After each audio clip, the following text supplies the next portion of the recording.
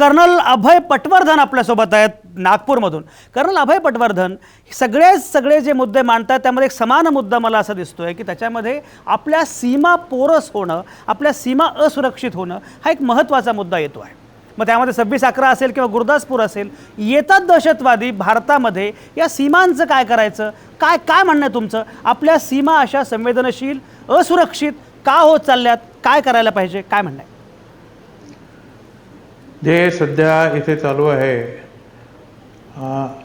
या चर्चेमध्ये सुद्धा आपण चर्चेच्या मुख्य मुद्द्यापासून भरकटत चाललेलो आहोत। एक पहिला प्रश्न हा आपण लक्षात घेतला पाहिजे की आजचा जो हल्ला झाला तो फिदाईनी हल्ला होता, बरोबर, आत्मघातकी हल्ला होता। बरोबर, त्या लोकांचं एम एकच होतं की भारतामध्ये यायचं आणि जे काही ते आपला नाश करू शकतात किंवा विध्वंस करू शकतात तो करून त्यांनी इथे मरण पत्करायचं। बरोबर, कारण त्यांना सांगण्यात येतं की अशा कामांकरता काफिरों के साथ लड़ते हुए अगर तुम शहीद हो गए तो तुम जन्नत में जाओगे। बरोबर, ही जी जन्नत आहे ही त्यांना सारखी खुणवत असते। दुसरं असं आहे की सगळेजण सकाळपासून मी पाहतोय मीडियामध्ये सगळेजण इंटेलिजन्स फेल्युअर म्हणतात आहेत।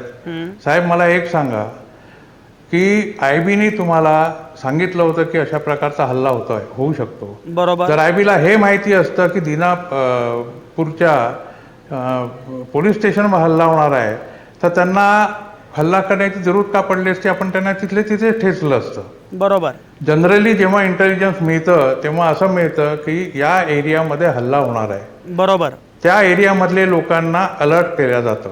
बरोबर, आणि दुसरा हा जो प्रकार आहे की हे जे पोलीस स्टेशन होतं दीनानगरचं ते बॉर्डरपासून अगदी जवळ आहे। बरोबर, आमच्या नागपूर कामठीमध्ये जेवढं अंतर आहे तेवढं आहे। आणि बरोबर, जे पाकिस्तानचे कमांडो होते त्या लोकांना सकाळी तिथनं 1:30-2 वाजता आपल्या पोस्टवरनं निघून दीनानगरपर्यंत पोहोचणं याच्यामध्ये काही फारसा प्रॉब्लेम नव्हता। इट इज जस्ट 14 किलोमीटर्स, 2-2.25 तासाचं अंतर आहे ते चालण्यामध्ये फक्त। बरोबर, आणि त्याच्यामुळे बॉर्डरवर तिथली जर बॉर्डर तुम्ही पाहिली तर ती म्हणजे प्लेन बॉर्डर नाही आहे।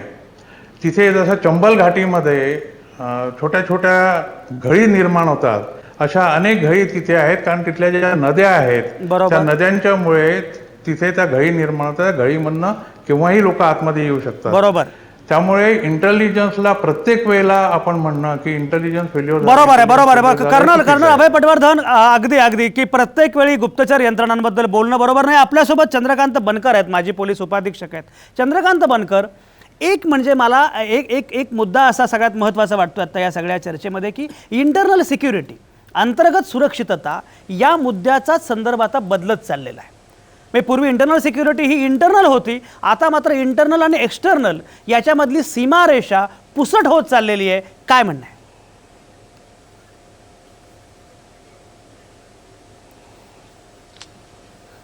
इंटरनल सिक्युरिटीमध्ये जे पोलीस स्टेशन प्रभारी अधिकारी असतात किंवा त्यांच्यावरचे जे अधिकारी असतात, ज्या वेळेला आपल्याला अशी इन्फॉर्मेशन येते त्यावेळेला त्या पोलीस स्टेशन प्रभारी अधिकारी किंवा त्यांच्या वरिष्ठ अधिकाऱ्यांनी त्या पोलीस स्टेशनवर 24 तास अधिकाऱ्यांची ड्युटी लावली पाहिजे आणि सतर्क असलं पाहिजे।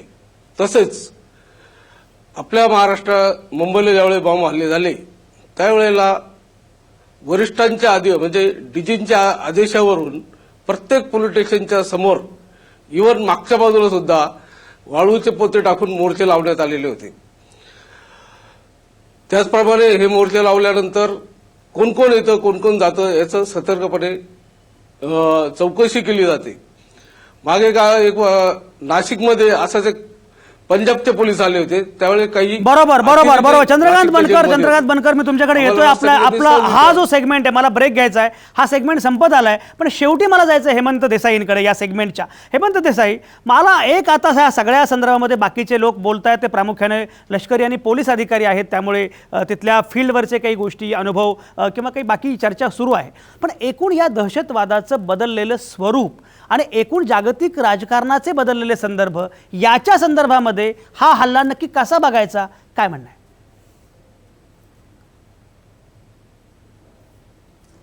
पहिली गोष्ट म्हणजे पंजाबमध्ये हा हल्ला का झाला असं तुम्ही म्हणालात, तर पंजाबमध्ये जो काही खलिस्तानी एलिमेंट्स आहेत हा ते एलिमेंट्स पूर्णपणे नष्ट झालेले नाहीत. आपल्याला आठवत असेल की काही काळापूर्वीच ज्यांनी ही सुवर्ण मंदिराची कारवाई केली त्या ब्रार यांच्यावरती परदेशामध्ये जबरी हल्ला झाला बरोबर आणि त्याच्या संबंधीचे खटला चालू आहेत आता. बरोबर. दुसरी गोष्ट म्हणजे मगाशी ज्याचा उल्लेख झाला की ड्रग माफिया, तर राहुल गांधींपासून अनेक नेत्यांनी याच्या संबंधी आवाज उठवला की ड्रग्सचा फार मोठा प्रसार पंजाबमध्ये झालेला आहे आणि त्यामधनं तरुणांना वाईट चुकीच्या मार्गाकडे वळवण्याचा प्रयत्न चालला. बरोबर.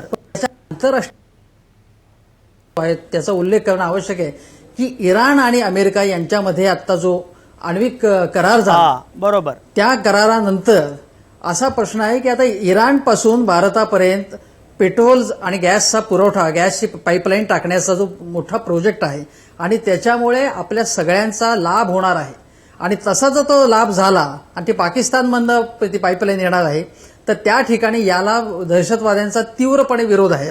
कारण याच्यामुळे संपूर्ण याचं इकॉनॉमिक्स बदलणार आणि त्याच्यामुळे भारताचा फार मोठा फायदा होणार आहे. ही एक गोष्ट.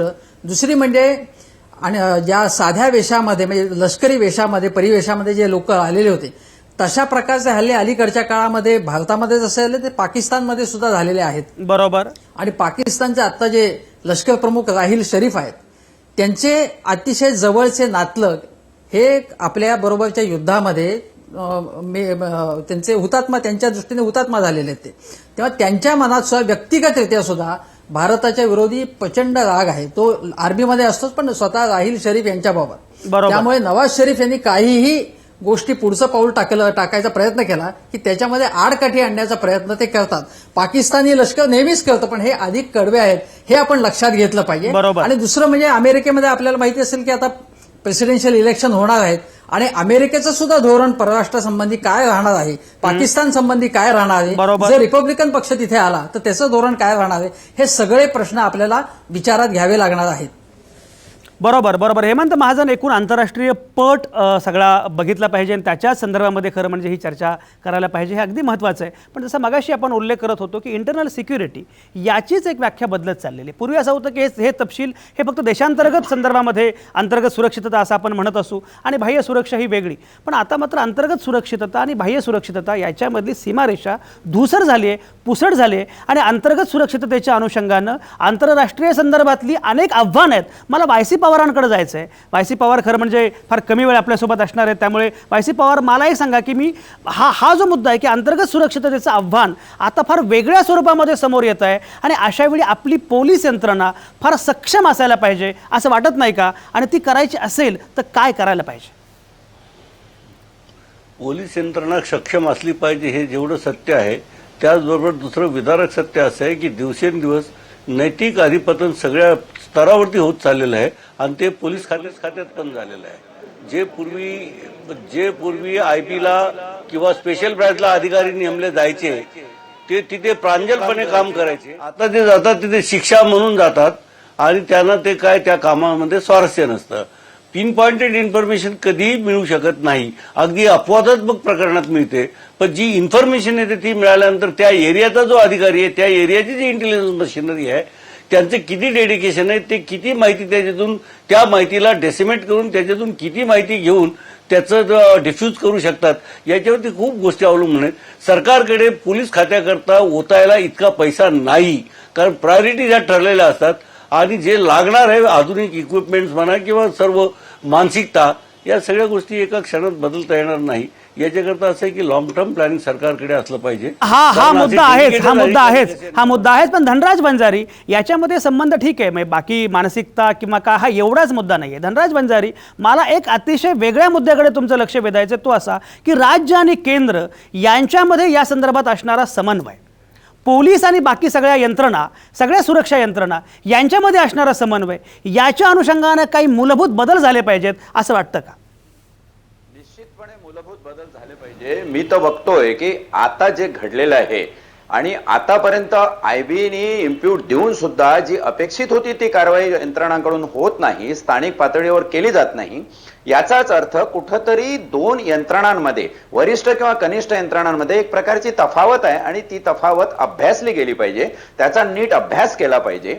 आणि त्या अभ्यासातून आपण आपल्या यंत्रणा सुधारल्या पाहिजे. त्याच्यासाठी बजेट वगैरे काय द्यायचं तो एक सेकंडरी प्रश्न आहे, किंवा बरोबर. आता हे इराणचं येत आहे, किंवा अजून काही म्यानमारचं प्रकरण झालेलं आहे, किंवा याकूब मेमनची फाशी झालेली आहे, हे सगळं जरी असलं तरी कालच्याच दिव्य मराठीमध्ये माझी एक मुलाखत आली. मी त्याच्यात हा प्रश्न उपस्थित केला की याकूब मेमनला निश्चितपणे फाशी द्या, पण याकूब मेमनला जो कॉन्फिडन्स होता की मी RDX आणि AK-47 इथे लँड करू शकतो, त्या कॉन्फिडन्सवर चौकशी नीट झालेली नाही. बरोबर. केसेस झाल्या, काही पोलीस अधिकाऱ्यांना शिक्षा झाल्या.